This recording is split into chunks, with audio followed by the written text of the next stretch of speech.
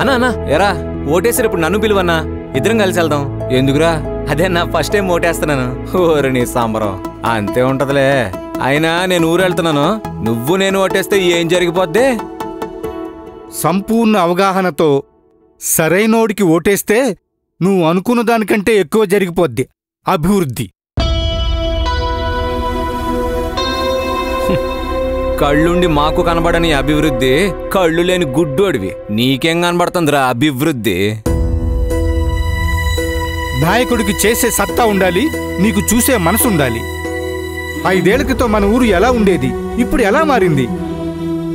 చినరాజప్ప గారు ఎమ్మెల్యే అయ్యాక ఈ నియోజకవర్గం ఎంతో అభివృద్ధి సాధించింది. 25 ఏళ్లుగా పార్టీని నమ్ముకుని పనిచేశారంటే ఆయన్ని మనం ఎంత నమ్మి ఓటేయచ్చో అర్థమవుతుందిగా.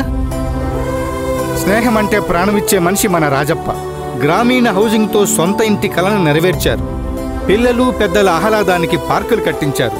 పెద్దాపురం సామర్లకోట రక్షిత మంచినీరు, ప్రభుత్వ కాంప్లెక్సులు, పురపాలక సంఘ భవనాలు, బస్టాండ్లు, మరీ ముఖ్యంగా నియోజకవర్గం అంతటా అద్భుతమైన రహదారులు, 1200 కోట్లతో చేసిన అభివృద్ధి గుడ్డివాడినైనా నాకే కనిపించింది. కళ్ళును నీకు కనిపించడం లేదా? బాబాయ్ సైకిల్ రెడీ.